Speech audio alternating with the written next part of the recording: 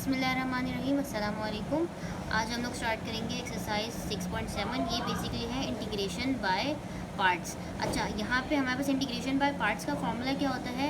Integral u d v is equal to u into v minus integral of v d u. ठीक है, हमारे पास इसको याद करने का कि हमें कब कौन सा अप्लाई करना है, वो हमारे पास ये फार्मूला है LIATE। एल हमारे पास होता है लॉग या ln, जब भी आ जाए हमारे पास ये लॉग होता है। आई हमारे पास होता है इन्वर्स के फंक्शन में हमारे पास आ जाता है, जैसे साइन इन्वर्स आ गया, कॉज इन्वर्स आ गया, टेंजेंट इन्वर्स आ गया। टी हमारे पास होता है ट्रिग्नोमेट्रिक साइन कॉस टेन। और हमारे पास ई हमारे पास क्या आ जाता है? ई एक्सपोनेंशियल, जिसको हम ई भी कह रहे होते हैं ना, इस तरह ये एक्सपोनेंशियल ये होता है। अब हम लोगों को सिलेक्शन ये सारे जो है ना, ये किसकी सिलेक्शन के लिए है? ये हमारे पास यू की सिलेक्शन के लिए, कि इनमें से कौन सा आ रहा होगा। इनमें से जो भी आ रहा होता है कि वो हम लोग यू लेते हैं, बाकी सब जो होता है वो वी लेते हैं, वो डी वी लेते हैं हम लोग। तो ये सारी जो है ना, ये सिलेक्शन हमारे पास यू के क्राइटेरिया के लिए। कि सवाल में हमें कैसे पता चलेगा? सवाल में बेसिकली हमने सपोजिशन करनी होती है यू की और डी वी की। दो इसके हमारे से दो पार्ट्स होंगे, एक को हमने यू लेना होता है, एक को डी वी लेना होता है। अब हमें ये कैसे पता चलेगा कि किसको यू लेना है और किसको डी वी लेना है? तो यू हमारे पास यू की सिलेक्शन के लिए ये क्राइटेरिया होता है कि पहले अगर मेरे पास लॉग आ रहा है, इन्वर्स आ रहा है, एल्जेब्रिक आ रहा है, ट्रिग्नोमेट्रिक आ रहा है, एक्सपोनेंशियल आ रहा है, तो मैं यू लूँगी, बाकी सबको मैं डी वी लूँगी। लेकिन अगर मेरे पास दो फंक्शंस इसी से रिलेटेड आ रहे हैं, मतलब अगर मेरे पास दोनों टर्म्स जो आ रही हैं वो दोनों इसी से आ रही है, तो फिर मैं देखूँगी जो सबसे पहले कौन सा आ रहा है अरेंजमेंट में। अगर मेरे पास कोई सवाल ऐसा है, जैसे कि हमारे पास अभी स्टार्ट पहले सवाल से ही करेंगे, तो ये इसमें जो दोनों टर्म्स हैं वो इसी क्राइटेरिया से बिलोंग करिए। अगर दोनों टर्म्स इसी क्राइटेरिया से बिलोंग करिए तो यू वो वाली टर्म होगी जो सबसे पहले इस लिस्ट में सबसे पहले कौन सा है। अब हम लोग सवाल स्टार्ट करते हैं तो आगे क्वेश्चन और क्लेरिफाई हो जाएगा कि किस तरह होना है। अब यहाँ पर हमारे पास है एक्स और एक है हमारे पास ln वाला फंक्शन हमारे पास क्या हो गया? ये लॉग वाला या ln वाली ये टाइप हो गई। एक्स हमारे पास x square, 2x cube, 3x square, ये टर्म्स हमारे पास क्या बेसिकली होती है? ये एल्जेब्रिक होती है। ये हमारे पास क्या होती है? एल्जेब्रिक होती है। ठीक है, अब मेरे पास ये दोनों टर्म्स जो है इस क्वेश्चन में इसी क्राइटेरिया से बिलोंग करेंगी। तो मैं क्या करूँगी? मैं देखूँगी सबसे पहले कौन सा आ रहा है सवाल में सबसे पहले लिस्ट में हमारे पास सबसे पहले क्या आता है? ln आ रहा है या एल्जेब्रिक आ रहा है? हमारे पास सबसे फर्स्ट में एल्जेब्रिक ln आ रहा होता है। ठीक है, अगर हमारे पास लिस्ट में सबसे पहले ln आ रहा है तो इसका मतलब है मैं ln वाले टर्म को u सेलेक्ट कर लूँगी, बाकी सब जो सवाल में बचेगा वो हमारे पास डी वी हो जाएगा। कैसे? u मेरे पास हो गया लेट u मेरे पास हो गया ln x u, और मेरे पास डी वी क्या हो जाएगा? डी वी मेरे पास हो जाएगा x हो जाएगा। ठीक है, अब मुझे फॉर्मूले की टर्म्स निकालनी है। अब मुझे फॉर्मूले में मुझे चाहिए डी वी चाहिए। मेरे पास यू है, मैं इसका डेरिवेटिव ले लूँगी तो मेरे पास डी वी आ जाएगा, डी यू आ जाएगा। तो मेरे पास डी यू क्या हो जाएगा? ln x का क्या होता है? 1/x, इसका डेरिवेटिव होता है 1/x dx। तो डी यू मैंने निकाल लिया। अब मेरे डी वी जो है वो मेरे पास है, डी वी मेरे पास क्या हो जाएगा? x dx। ठीक है, अच्छा, अब हमारे पास क्या हो गया? डी वी ये बातें कुछ बेसिक चीज़ें याद रख लें जहन में कि डी वी मेरे पास क्या होगा? यू की सिलेक्शन के बाद बाकी क्वेश्चन में सब कुछ जो भी होगा हमारे पास डी वी हो जाएगा। अब ln x अगर मैं यू ले रही हूँ तो क्वेश्चन में मेरे पास क्या बचा है कि एक x बच रहा है और एक dx बचा है, तो डी वी मेरे पास क्या हो गया? x dx हो गया। अब क्वेश्चन में जो फॉर्मूले में जो चीज़ें हैं मुझे वो पूरी करनी है। मेरे पास डी वी है, फॉर्मूले में मेरे पास वी भी आ रहा है, तो इसका मतलब है अगर मेरे पास डी वी है, मुझे वी चाहिए होगा, तो मुझे इंटीग्रेट करना पड़ेगा। क्यों इंटीग्रेट करना पड़ेगा? बिकॉज कि हमारे पास डेरिवेटिव और इंटीग्रल आपस में एक दूसरे के ऑपोजिट होता है। तो अगर मुझे वी सिर्फ चाहिए तो मैं इंटीग्रल ले लूँगी दोनों साइड्स का, तो डी इंटीग्रल ये से कैंसिल आउट हो जाएगा, मेरे पास सिर्फ वी आ जाएगा। ठीक है, तो मैं यहाँ पे क्या करूँगी? इंटीग्रल ले लूँगी, ये मेरे पास हो गया, ये मैं इंटीग्रल दोनों साइड्स का ले लूँगी। मेरे पास क्या हो जाएगा? v इज इक्वल टू, अच्छा, x का डेरिवेटिव dx, वही बात जो मैं डे 1 से रिपीट करी हूँ अपने लेक्चर्स में कि x जिस पे पावर है, अब इस पर कोई पावर नहीं है तो अक्सर स्टूडेंट्स कंफ्यूज हो जाते हैं। तो जिस पे कोई पावर नहीं है वहाँ पे पावर 1 है। x जिस पे पावर है उसका डेरिवेटिव मौजूद है, x का डेरिवेटिव dx मौजूद है, एक पावर ऐड और वही डिवाइड, तो इसका क्या हो जाएगा? इंटीग्रल आ जाएगा x²/2। अब मुझे क्या करना होगा? सिर्फ फॉर्मूले में पुट करना होगा। मेरे पास क्या फॉर्मूला है? इंटीग्रल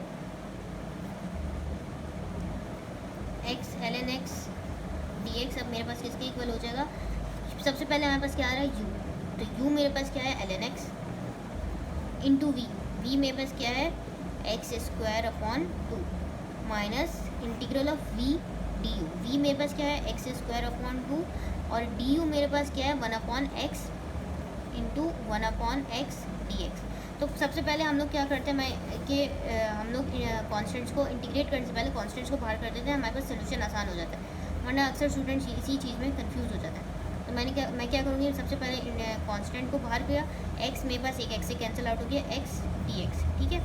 मेरे पास अब यहाँ पे क्या हो जाएगा l n x into x square upon 2 minus half, अब x का वही चीज़ आ गई, x का डेरिवेटिव dx मौजूद है, एक पावर ऐड और वही डिवाइड, तो एक्स स्क्वायर अपॉन 2 प्लस सी, और सिंप्लीफाई कर देंगे तो हमारे पास क्या हो जाएगा l n x dot x square upon 2 minus x square upon 4 plus c, ये हमारे पास इस सवाल का सोल्यूशन हो गया। अच्छा, अब जो हम लोग क्वेश्चन स्टार्ट करेंगे वो क्वेश्चन नंबर 2 है बुक का, एक्सरसाइज 6.7 है। यहाँ पे हम लोगों के पास अब ये देखिए कि यहाँ पे हमारे पास जो है ये एक साइन का फंक्शन आ रहा है, जो साइन और कॉस का फंक्शन है ये हमारे पास ट्रिग्नोमेट्री है, ये हमारे पास ट्रिग्नोमेट्रिक फंक्शन है और ये मेरे पास है अलजेब्रिक फंक्शन है। मैंने जो निमोनिक बताया था वो LIATE बताया था, ठीक है।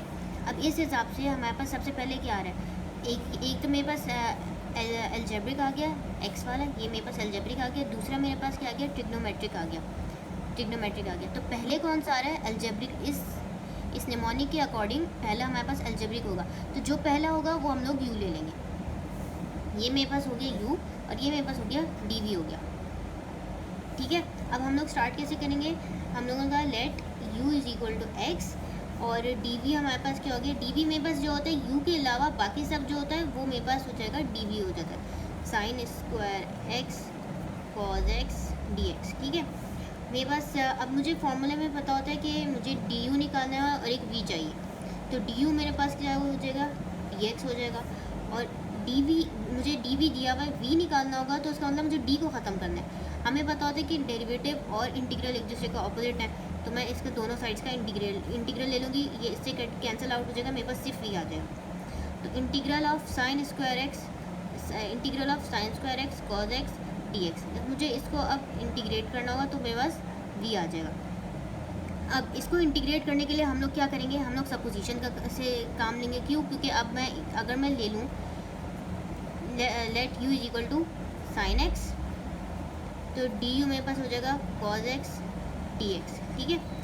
यहाँ पे हमें अक्सर स्टूडेंट्स इस चीज़ में भी कंफ्यूज हो जाता है कि किसको u लेना है, इन दोनों में से किसको u लें, किसको d लें, तो मैंने किसको du लें, तो मैंने अपने पिछले लेक्चर में भी ये बात मेंशन की थी कि अगर जिसके साथ dx आ रहा होता है उसको हम लोग जो है ना कोशिश करते हैं कि वो उसको ना लें, उसके अलावा जो दूसरे टर्म होते हैं उसको u ले लें, इससे हमें आसानी हो जाती है कि फिर जब हम डेरिवेटिव लेते हैं तो वो टर्म dx के साथ पूरी आ जाती है, जैसे ये हो गया। तो dx वाली टर्म जिसके साथ dx आ रहा हो उसके अलावा जो टर्म बची होती है उसको u ले लिया करें, तो u मैंने sin x ले लिया, तो du मेरे पास हो गया cos x dx। तो इसको इंटीग्रेट करेंगे हमारे पास क्या आ जाएगा, मेरे पास इसको इंटीग्रेट करेंगे तो क्या आ जाएगा u स्क्वायर, u मेरे पास है sin x है तो u स्क्वायर और cos x dx की जगह du आ गया, तो जिस पे पावर इसका डेरिवेटिव मौजूद है एक पावर ऐड और वही डिवाइड, तो u क्यूब अपॉन 3 आ गया। अब एक्चुअली u क्या था sin x था, तो ये मेरे पास हो गया साइन क्यूब एक्स अपॉन 3, ये मेरे पास v की वैल्यू आ गई। अब मुझे फॉर्मूला क्या है हमारे पास u d v is equal to u into v minus integral of v d u, ठीक है। u मेरे पास क्या है x है, v मेरे पास क्या आ गया sine cube x upon 3 minus integral of v sine cube x upon 3 D u मेरे पास क्या होगा dx हो गया, तो dx, ये मेरे पास सवाल आ गया। अब मेरे पास क्या हो गया x sine cube x upon 3 minus 1 upon 3, सबसे पहले कांस्टेंट अलग कर लेंगे, सोल्यूशन आसान हो जाएगा, साइन क्यूब एक्स dx। अब मुझे निकालना है इंटीग्रल साइन क्यूब एक्स का, इसको मैं ब्रेक कर सकती हूँ साइन स्क्वायर एक्स और साइन एक्स में, ठीक है। अब मैं क्या करूँगी इसको मैं ब्रेक करूँगी साइन से, इसको हम लोग अलग से कर लेते हैं, फिर इसी इक्वेशन में पुट करते हैं। आप लोग यूँ भी कर सकते हैं, चाहे तो इसके साथ ही कर लें, चाहे तो इसको इक्वेशन 1 करके मैं अलग से इसको इंटीग्रेट करके फिर इस इक्वेशन में पुट करूँ, इस पार्ट को अलग से इंटीग्रेट कर दूँ, फिर इसमें इसकी वैल्यू लिख दूँ। मैं अगर इंटीग्रेट करूँ integral of sine cube x d x, ठीक है। अब हाँ, इसको मैं इस तरह लिख सकती हूँ, sine square x dot sign x d x. इसको ब्रेक कर दिया, साइन इसको ब्रेक इसलिए किया क्योंकि हमें पता है कि sine square x plus cos square x 1 के इक्वल होता है। तो साइन स्क्वायर एक्स हमारे पास किसके इक्वल होता है, 1 माइनस कॉस स्क्वायर एक्स से। तो इंटीग्रल हमारे पास क्या हो जाएगा, 1 minus cos square x dot sign x d x, ठीक है। अब मेरे पास हो जाएगा इंटीग्रल ऑफ, इसको मल्टीप्लाई करा देंगे, साइन एक्स डी एक्स, अब minus integral of cos square x sine x d x. Sine का इंटीग्रल हमारे पास क्या होता है, माइनस कॉज एक्स और माइनस, अब इसका इंटीग्रल में हमें क्या करना होगा, हम लोग लेंगे यहाँ पे जैसे इस क्वेश्चन में सपोजिशन कर रहे थे वैसे यहीं पे सपोजिशन होगी, लेकिन यहाँ पे अब सपोजिशन डिफरेंट क्यों हो जाएगी, क्योंकि अब मेरे पास डी एक्स इसके साथ आ रहा है, डी एक्स इसके साथ आ रहा होगा, उसके अलावा जो दूसरी टर्म होगी उसको यू ले लेना है। तो मैं let u is equal to cos square x, ठीक है। तो डी यू में बस क्या हो जाएगा, साइन का डेरिवेटिव होता है कॉस, कॉस का डेरिवेटिव होता है माइनस साइन, तो cos let u is equal to cos x, और डी यू हमारे पास होगा minus sine x d x, ठीक है। अब यहाँ पे जो है मेरे पास सिर्फ है साइन एक्स, अब मुझे चाहिए डी यू कब होगा ये इसके इक्वल, जब यहाँ पे माइनस होगा। तो मैं क्या करूँगी, माइनस से मल्टीप्लाई और माइनस से डिवाइड करा दूँगी, ठीक है।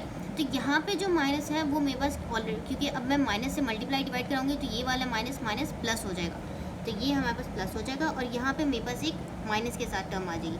किस तरह हो जाएगा वो, integral of cos square x sine x के साथ हम लोग लगा देंगे -1, ये थोड़ा सा रफ में था, और ये डी एक्स हमारे पास होगा, ठीक है। अब मैं यहाँ पे थोड़ा सा इसको और क्लियर करके लिख देती हूँ, तो मेरे पास क्या हो जाएगा, माइनस कॉस एक्स, अब माइनस लगा दिया यानी मेरे पास डी यू की वैल्यू हो गया। अब मैं इसको यू और डी यू की टर्म्स में लिख सकती हूँ, minus cos x plus integral of you मेरे पास क्या था, कॉस एक्स था, तो ये तो कॉस स्क्वायर एक्स हमारे पास क्या हो जाएगा, यू का स्क्वायर डी यू। तो ये मेरे पास किसके इक्वल हो जाएगा, जिसमें पावर उसका डेरिवेटिव मौजूद है, एक पावर 8 और वो डिवाइड यू क्यूब अपॉन 3। तो ये मेरे पास क्या हो जाएगा, minus cos x plus u cube upon 3 को डायरेक्ट मैं लिख दूँ, यू क्यूब क्योंकि हमने कॉस लिया था, तो कॉस क्यूब एक्स अपॉन 3। अब इस वैल्यू को हम लोग क्या करेंगे, इस इक्वेशन, क्योंकि मैंने साइन क्यूब एक्स को इंटीग्रेट किया, अब मैं इस वैल्यू को इस इक्वेशन में पुट कर दूँगी, तो फिर मेरे पास सिंप्लीफाई होकर फाइनल रिजल्ट आ जाएगा।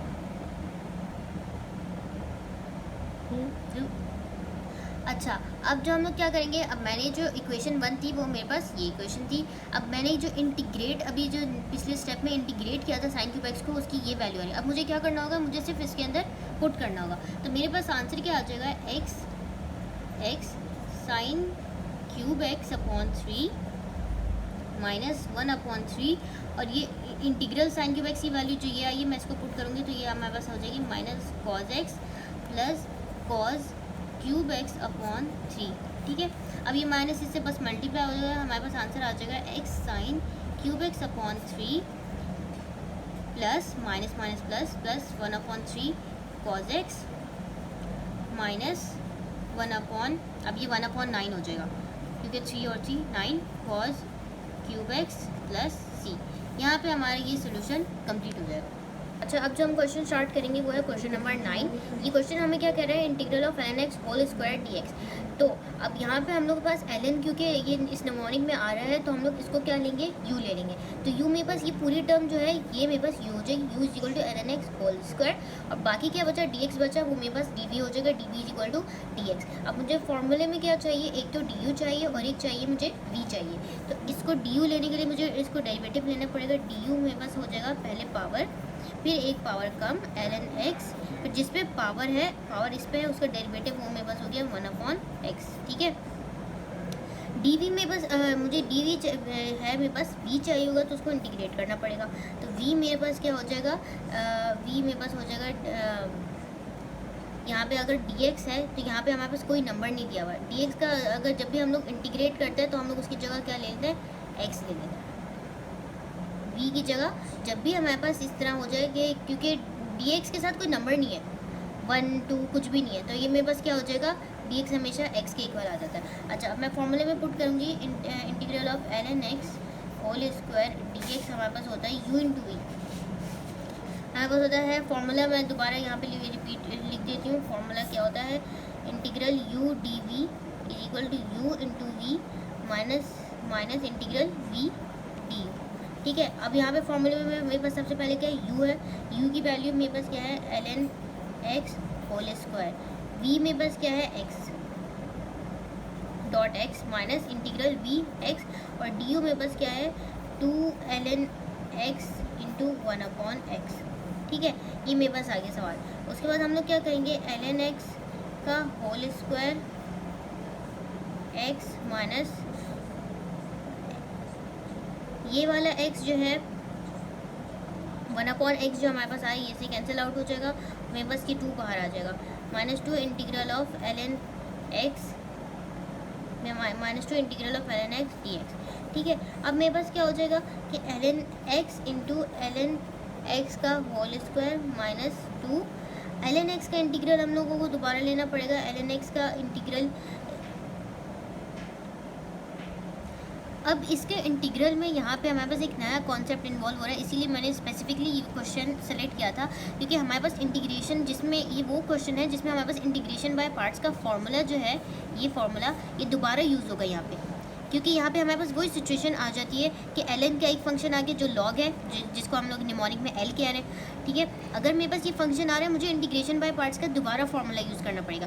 तो मैं ऐसे करती हूँ कि मैं अलग से इसका जो फॉर्मूला है वो सॉल्व कर देती हूँ, या इसको इक्वेशन 1 कह देते हैं, और इसका अलग से यहाँ पे इंटीग्रेशन बाय पार्ट्स होगा। कुछ ऐसे क्वेश्चंस भी होते हैं जिसमें इंटीग्रेशन बाय पार्ट्स का एक ही क्वेश्चन में 3 दफ़ा फॉर्मूला लग रहा होता है। As long as it is required आप लोग लगाते रहे जब तक सोल्यूशन नहीं मिल जाता। ठीक है, अब इंटीग्रल ln x को मैं अब यहाँ पे उसका इंटीग्रल लेती हूँ। अब यहाँ पे हमारे पास है इंटीग्रल ln x dx। ठीक है, अब ln मेरे पास क्या है, ln वो पूरा टर्म हमारे पास, क्योंकि L से इस निमोनिक से बिलोंग कर रहा है, हम लोग इसमें सिलेक्शन u के हिसाब से करें, तो u मेरे पास क्या हो जाएगा, u मेरे पास हो जाएगा ln x, और ln x के अलावा हमारे पास क्या बच रहा है, dx बच रहा है। तो dv एक तो हम लेते हैं u लेते हैं, एक dv लेते हैं, तो dv मेरे पास क्या हो जाएगा, dx हो जाएगा। ठीक है, अब u चाहिए मुझे, फॉर्मूले में चाहिए होता है u चाहिए होता है, तो du भी चाहिए होता है, तो du मेरे पास आ गया 1/x, और मुझे सिर्फ सिंपल v चाहिए, तो मुझे इस साइड का दोनों का इंटीग्रेट करना पड़ेगा। ठीक है, तो v मेरे पास हो जाएगा इस साइड को इंटीग्रेट करना पड़ेगा, तो इंटीग्रल ऑफ dx हमेशा x आता है। ठीक है, अब मुझे क्या करना पड़ेगा, मुझे सिर्फ इसको इंटीग्रेशन बाय पार्ट्स के फॉर्मूले में पुट करना होगा, तो मुझे इस टर्म को मैंने सॉल्व कर लिया, फिर मैं इसको इक्वेशन 1 में पुट कर दूँगी। ठीक है, तो integral of ln x dx मेरे पास किसके इक्वल हो जाएगा, u इंटू वी। u हमारे पास क्या है, ln x into v into x आ गया, minus integral of v d u. V मेरे पास क्या है, x, और डी यू हमारे पास है 1/x, तो ये मेरे पास क्या हो जाएगा, x, अब x जो है ये शुरू में कर देंगे, x ln x, और माइनस इंटीग्रल ऑफ ये x से कैंसिल हो गया, इंटीग्रल ऑफ 1 कांस्टेंट का इंटीग्रल जब भी हम लोग करें, कोई भी अगर सिंपली हमारे पास कांस्टेंट हो जाए तो उसकी जगह x आ जाएगा, तो माइनस x, ये मेरे पास हो गया इसका इंटीग्रल। अब मैं क्या करूँगी, सिंप्लीफाई करने पर बिल्कुल लास्ट स्टेप होगा हमारे पास ये कि मैंने अब जब सबको इंटीग्रेट कर दिया, सबको सॉल्व कर दिया, तो मैं इसकी वैल्यू इक्वेशन 1 में पुट करूँगी और अपना सोल्यूशन निकालूंगी। तो मेरे पास जो है वो फाइनल सोल्यूशन क्या हो जाएगा, मेरे पास हो जाएगा इक्वेशन 1 जो है हमारे पास, equation 1 implies that x ln x whole square minus 2, और ये मेरे पास आ गया, इसकी वैल्यू क्या आ जाएगी, x ln x minus x plus c, ये हमारे पास आ गया इसका फाइनल सोल्यूशन। यहाँ पे हमारे पास इस एक्सरसाइज का यहाँ पे हमारे पास ये एक्सरसाइज का पार्ट 1 कंप्लीट हो जाता है। हम लोगों ने इस एक्सरसाइज में से मैंने एक क्वेश्चन ये वाला करवाया था एक क्वेश्चन 1 करवाया था पार्ट 1 का, पार्ट 2 करवाया था, और यहाँ पे एक और इम्पॉर्टेंट क्वेश्चन जो था जो क्वेश्चन नंबर 9 था वो कवर किया। ठीक है, अब हम लोग के पास जो है पार्ट 2 जो है वो तो बहुत इरेलीवेंट है, उसको करने की ज़रूरत नहीं है। पार्ट 3 जो है वो इंशाल्लाह मैं अपने नेक्स्ट वीडियो लेक्चर में उसके इंपॉर्टेंट क्वेश्चंस को कवर करूँगी। For any queries don't hesitate to comment to ask me in the comment box, and please like and subscribe my channel. बिस्मिल्लाहिर्रहमानिर्रहीम, अस्सलाम वालेकुम। आज हम लोग एक्सरसाइज 6.7 का पार्ट, ये बेसिकली एक्सरसाइज 6.7 का पार्ट 2 है, जो जैसे मैंने अपने मेंशन किया था अपने पिछले वीडियो लेक्चर में कि आज हम लोग पार्ट 3 से स्टार्ट करेंगे। क्वेश्चन नंबर 3 बुक का ये है, ये हमारे पास है question number 3। Question number 2 important नहीं था तो वो बिल्कुल बहुत रेलेवेंट है, उसको करने की ज़रूरत नहीं है। क्वेश्चन नंबर 3 के क्वेश्चन से आज हम लोग एक नया कॉन्सेप्ट लेंगे कि जब कि इंटीग्रल में अगर हमारे पास एंगल फ्रैक्शन में आ रहा है तो उसको किस तरह डील करना है।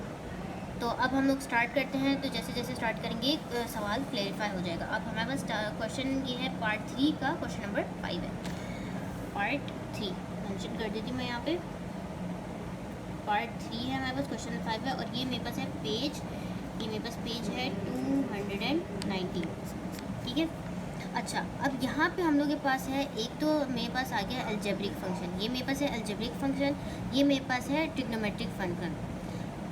अब निमोनिक हमें क्या कहता है, निमोनिक हमें क्या कहता है कि अलजेब्रिक फंक्शन पे अगर अब मेरे पास यहाँ पे अलजेब्रिक फंक्शन भी आ रहा है और ट्रिग्नोमेट्रिक भी आ रहा है, लेकिन इसके हिसाब से अलजेब्रिक जो पहले आ रहा है, तो जो पहले आ रहा होगा उसको मैं यू ले लूँगी, तो यू मैं ले लूँगी, एक्स ले लूँगी, और डी भी मैं ले लूँगी कोसिकेंट स्क्वायर एक्स अपॉन 2।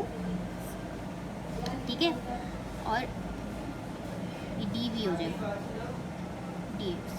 ठीक है, अब मेरे पास u है, मुझे x मुझे डी यू चाहिए, तो डी यू मेरे पास किसके इक्वल हो जाएगा, डी एक्स के इक्वल हो जाएगा।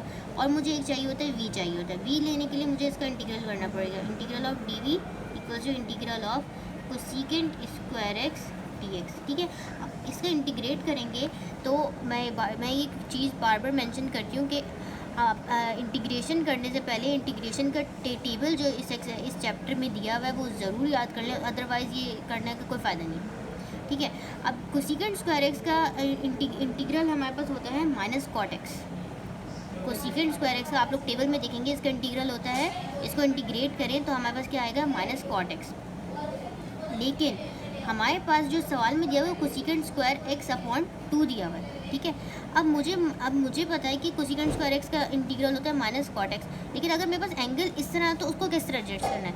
तो ये चीज़ हमेशा याद रखें कि जब भी एंगल फ्रैक्शन में आ जाएगा ना, तो अगर एंगल मेरे पास दिया, जैसे एंगल डिवाइड में आ गया, 2 डिवाइड में आ गया, तो मुझे एक मल्टीप्लाई करना पड़ेगा 2, तो इसका इंटीग्रल हो जाएगा -2 कॉट एक्स अपॉन 2। ये है कॉन्सेप्ट, मैं यहाँ मेंशन कर देती हूँ। हमारे पास होता है इंटीग्रल ऑफ कोसिकेंट एक्स, हमारे पास होता है माइनस कॉट एक्स। ठीक है, अगर मेरे पास इंटीग्रल, दोबारा मैं रिपीट कर देती हूँ अगर किसी को क्लियर ना हुआ हो, कि हमारे पास इंटीग्रल ऑफ कोसिकेंट एक्स किसके इक्वल होता है, माइनस कॉट एक्स के इक्वल होता है। ठीक है, लेकिन हमें जो उन्होंने एक्चुअली कंफ्यूज करने के लिए क्या कर दिया, थोड़ा सा उन्होंने नया कॉन्सेप्ट क्या दिया कि उन्होंने एंगल को 2 में दे दिया, मतलब डिवीजन फ्रैक्शन में दे दिया एंगल को। तो अगर मेरे पास ये 2 डिवाइड में आ रहा होगा तो मुझे जब मैं इसका इंटीग्रल लूँगी तो मुझे अपनी तरफ से जो चेंज लाना पड़ेगा वो ये होगा कि इस 2 को मैं एक दफ़ा मल्टीप्लाई में लिख लूँगी। कन्वर्सली अगर मेरे पास फ़र्ज़ करो कि अगर मेरे पास क्वेश्चन में integral of cosecant square 2x दिया होता है एंगल, अब मेरे पास जो है 2 जो है, जो या 2 हो 3 हो, जो भी एंगल दिया हो, अब मेरे पास जो नंबर है वो मल्टीप्लाई हो रहा है। अब मैं क्या करूँगी इस केस में कि मैं, अब मेरे पास एंगल मल्टीप्लाई है तो मुझे ऑपोजिट काम करना होगा। ऑपोजिट काम का मतलब ये है कि -1/2 कॉट 2x, मतलब जो एंगल का जो साथ जो नंबर आ रहा था उसको अगर मल्टीप्लाई हो रहा है तो मैंने डिवाइड कर दिया, अगर डिवाइड हो रहा होगा तो मैं मल्टीप्लाई कर दूँगी, और कॉट वैसे ही रहेगा। ठीक है, अब यहाँ पे हम लोग let's come back to the question. हमारे पास क्या हो रहा था, ये मैंने इसको इंटीग्रेट किया तो मेरे पास क्या आ गया, माइनस कॉट एक्स। अच्छा, अब मुझे क्या करना होगा, सिर्फ मुझे इसको फॉर्मूले में पुट करना होगा। हमारे पास क्या हो जाएगा, integral of x cosecant square x upon 2 d x equals to, हमारे पास होता है सबसे पहले u into v minus integral v d u. तो u मेरे पास क्या है, x है, v मेरे पास क्या है, minus 2 cot x upon 2 u into v minus integral v d u. V मेरे पास क्या है minus 2 cot x upon 2 v d u मेरे पास क्या है डी एक्स के इक्वल है। अब मैं क्या करूँगी, अब मुझे सिर्फ सिंप्लीफाई करना है और आगे आगे एक और नया कॉन्सेप्ट दूँगी कि हमारे पास क्या हो रहा है। ये इसको मैंने लिख दिया minus 2x cot x upon 2 minus. अच्छा अक्सर स्टूडेंट ये कर रहे होते हैं कि इस 2 को तो कांस्टेंट के 2 को भी बाहर निकालते हैं, ये एंगल के 2 को भी बाहर निकाल देंगे। एंगल का जो भी फंक्शन होगा वो कांस्टेंट, उस कांस्टेंट को आप बाहर नहीं निकाल सकते क्योंकि एंगल में आप चेंजेस नहीं ला सकते। ये कॉट का ये एंगल है ये पूरा।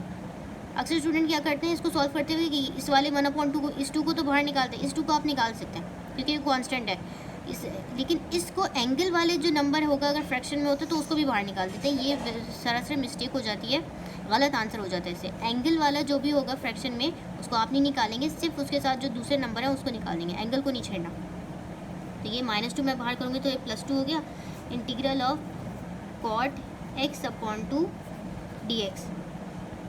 अच्छा अब कॉट एक्स अपॉन 2 का हमारे पास इंटीग्रल होता है ln कॉट एक्स का हमारे पास इंटीग्रल होता है ln साइन एक्स। तो अब यहाँ पे भी दोबारा वही चीज़ हम लोग अप्लाई करेंगे -2x कॉट एक्स अपॉन 2 + 2। अब यहाँ पे दोबारा एंगल फ्रैक्शन में है, इसका मतलब है मुझे मल्टीप्लाई करना, अब मुझे 2 को दोबारा मल्टीप्लाई करना पड़ेगा। हमें पता है कि कॉट एक्स का इंटीग्रल होता है ln साइन एक्स, तो कॉट एक्स अपॉन 2 का इंटीग्रल क्या होगा वो किस तरह पता चलेगा कि क्योंकि ये 2 डिवाइड में आ गया तो मुझे ऑपोजिट काम करना होता है, मैं मल्टीप्लाई कराऊंगी 2 को। 2 ln sine x upon 2 + c। Last step में बस सिंप्लीफाई करना है -2x कॉट एक्स अपॉन 2 + 2 2 = 4 हो गया, 4 ln sine x upon 2 + c। यहाँ पे हमारे पास इस क्वेश्चन का सोल्यूशन हो गया।